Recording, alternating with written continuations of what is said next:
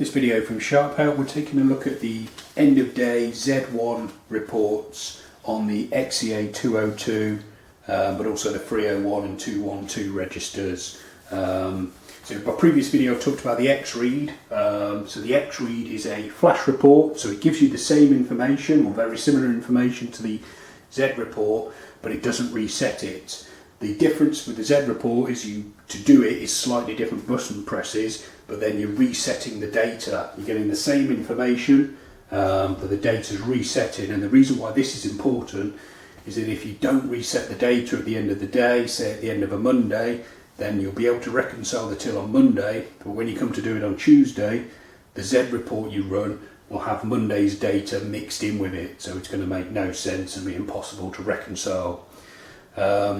So to do the Z report, and what I've done on this till is I've just done 2 sales, so it's going to be a very short Z report, but it'll hopefully make it easier for me to highlight what to look for on the report. So I've got 2 sales put through the till, £10 into my groceries department, which is a taxable department, paid for in cash, and then a sale down here from my bread department, which should be non-taxable, and a different payment method as well.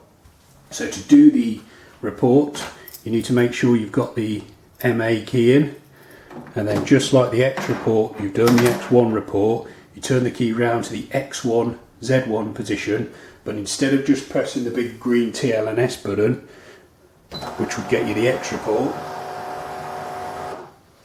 you press the decimal point, then the TLNS, and this will give you the Z report.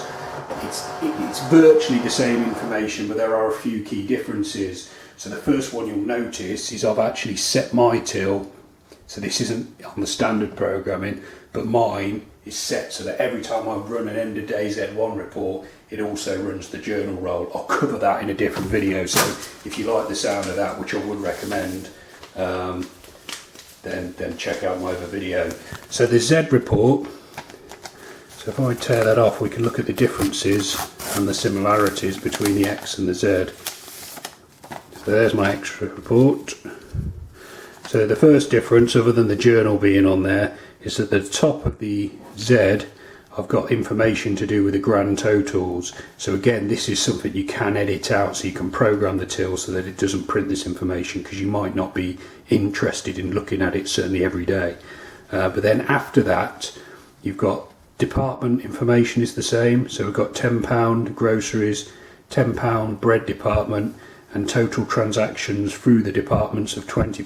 We've then got net £20. Our tax information is going to be the same. So we've got net sales, sorry, a taxable amount 1 sales is £10 because that's what went through my grocery department. I've got the VAT on it of £1.67 and a total tax of £1.67.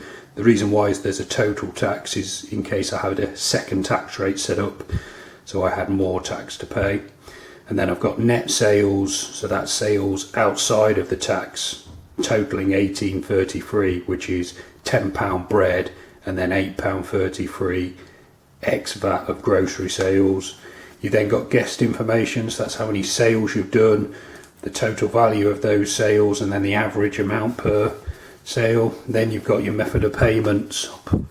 Pop those back down. So you've got cash £10, cheque £10, and then you've got, I never understand quite what they do this, but you've also got totals here that are cash in draw, cheque in draw, and then a combination of both. So to me those are a bit superfluous, but they're there, so you might as well use them, I guess. If you've made a mistake somewhere, they might help. So yeah, that's the difference. That's how to do a Z report, when to do a Z report, and then what the difference between a Z and an X is. In my next video I'll look at the periodic reporting on the machine, which is the X2 Z2 position. But for now I'll turn the key back to reg, which is the key thing you should do after every report, so you don't cause one of your colleagues some problems tomorrow.